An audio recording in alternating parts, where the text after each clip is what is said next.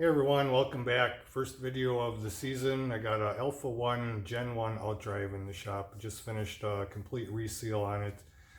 I made a new pressure tester about a week or two ago. Just going to show you how I made it and how it works. It's a super simple way of doing it, and I'll walk you through it. So here's our Outdrive. Once again, it's Alpha 1 Gen 1.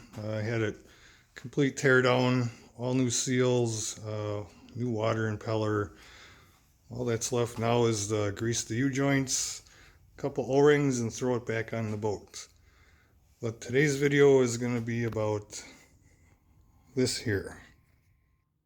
So this was made up of two different items. The first thing I bought, it's actually a brake bleeder hand pump. Got this at Harbor Freight. I think it was $24. Comes with a lot of extra parts I actually just threw away because this is the only reason I'm going to use it.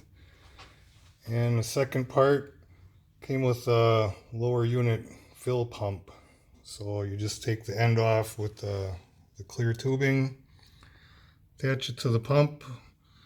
I did test it. I had a couple leaks around actually both fittings, so I threw some hose clamps on it. And now when you pump it up, it holds pressure on its own. So next we're going to try it on the Outdrive.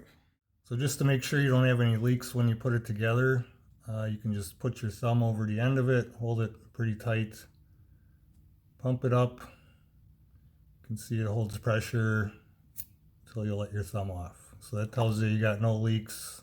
Again, I had to put a few hose clamps on mine just to tighten it all up. One thing I did notice with this one, you might have better luck with a more expensive hand pump, but it only holds pressure when you're holding the trigger down. If you let go of the trigger, air escapes out the back of the cylinder. So when I do my test, I'm going to pump it up. I'm just going to hold it.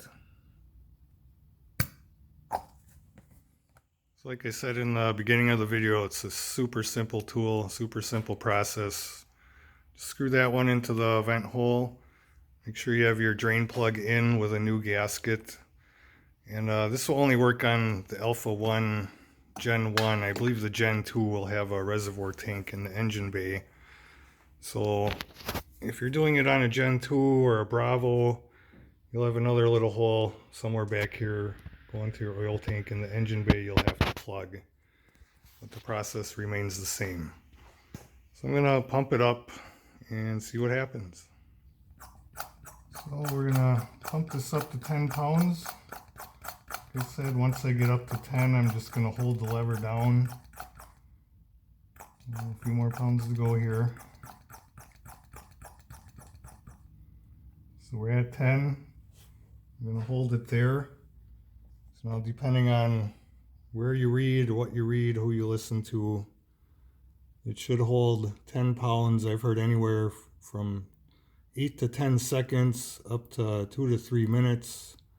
Some people insist that you have to leave it overnight. That's just overkill in my eyes. So I'm going to hold it for 2 minutes just to make sure. 10 to 12 pounds is probably ideal. Again, a lot of YouTube videos showing 20 pounds, 30 pounds. I mean, these seals are pretty minute. If you think about it, you put 30 pounds in a car tire. So I'm going to go with 10 pounds for 2 minutes. And so far it looks like it's holding pretty well.